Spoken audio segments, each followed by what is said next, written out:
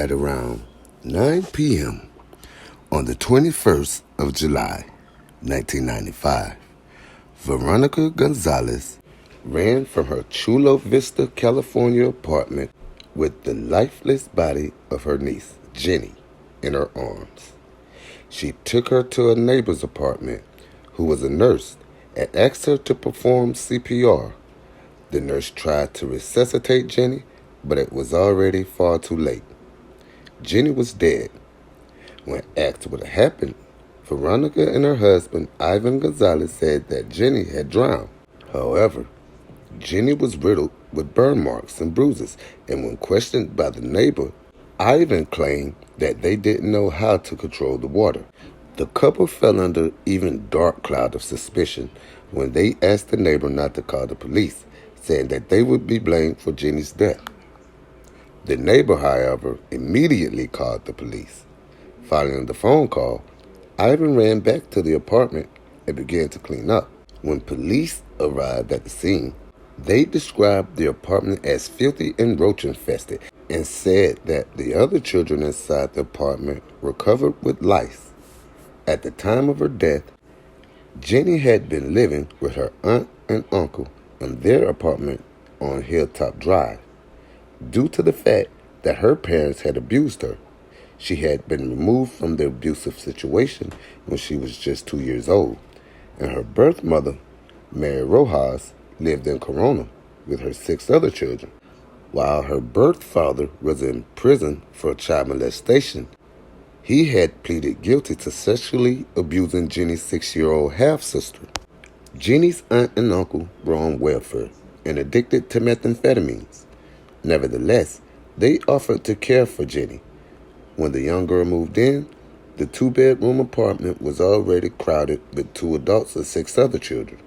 From the moment she moved in, Jenny's fate was sealed, and she suffered unimaginable abuse at the hands of those who she believed were there to care for her.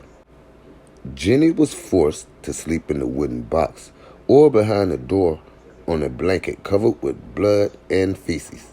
Veronica would often hang Jenny in the closet by her hands to scare her, and she would burn her cheeks with a blow dryer. She would often be held under hot water, burning her so badly that most of her hair fell out. The remaining hair that didn't fall out was pulled out by Veronica. Jenny would also be frequently beat and bound with handcuffs. In addition, Jenny had been systematically staved. On the day she died, she was submerged in boiling hot water in the bathtub. The water had been so hot that Jenny's skin had peeled off her body. The couple waited for hours while Jenny slowly died before seeking assistance. The grim death of Jenny Rojas reverberated in the community and led to many people questioning how could this happen. Were there no checks in place? As it turned out, there wasn't. After being abused by her birth parents, Jenny was placed in her grandmother's custody, a guardian arrangement that did not require the supervision of a social worker. However, her grandmother decided to pass her off to Veronica and Ivan. San Diego County Child Protective officials announced that they only learned about Jenny when she died, and her case was brought to the County Child Facility Committee. We were never jurisdictionally involved in any placement or supervision activities. We've had no referral on the Rojas girl. There's no way anyone would know about it, said Ivor Johnson, head of San Diego's County's Children's Service Bureau. California law favors placing abused children with families so strongly that sometimes children can end up even in worse situations. Increased monitoring of families after placement costs money that lawmakers continually vote against spending, said the director of the Western Division of the Children Welfare League of America. We want it all. We just don't want to pay for it, Eileen Pastor said. This little girl paid with her life. Other than Jenny's family, few people even knew that she existed. In fact, the first time that most of her neighbors knew of her existence was when her lifeless body was carried outside by Veronica. One neighbor, Alicia Montez, said that the apartments had a real community feel and most of the children played together outside, but those in the Gonzalez household didn't. Alicia told the San Diego Union Tribune that she had met some of the Gonzalez children when they came to her apartment and asked for milk and a light bulb. Another neighbor, Mercy Sanchez, said it was common to see the Gonzalez children peeing out of the window. Following the arrest of Veronica and Ivan, prosecutors announced that they would be seeking the death penalty. In fact, it was the first time in the county's history that a couple faces a death sentence in a child case. Law enforcement officials said that the case was one of the worst that they had ever seen, and during a court hearing detailing the evidence against the couple, some couldn't fight back tears.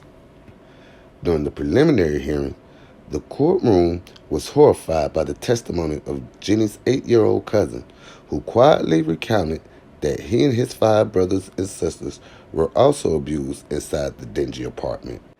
He described how they too were beat with belts, a metal bar, and a plastic bat. He confessed that Jenny's treatment was always far more brutal, but said that he wasn't sure why. He said that on occasion he and his siblings tried to sneak Jenny food, but were beaten if caught. According to Jenny's cousin, he watched through the door as both of his parents took turns in pouring boiling hot water over Jenny's head as she screamed in pain. Veronica and Ivan both turned on each other and blamed the other for Jenny's death. According to Veronica, she was a victim of spousal abuse, and according to Ivan, he too was a victim of spousal abuse. Each one told the court that they were battered by the other and only partook in the abuse out of fear. However, these claims were contradicted by the testimony of their own son, who witnessed the murder. Ivan and Veronica were both found guilty and sentenced to death. They became the first married couple awaiting execution on California's death row for the same crime. Jenny was initially buried in an unmarked grave, but when the case was documented in the media, locals were so moved that they donated money for a headstone.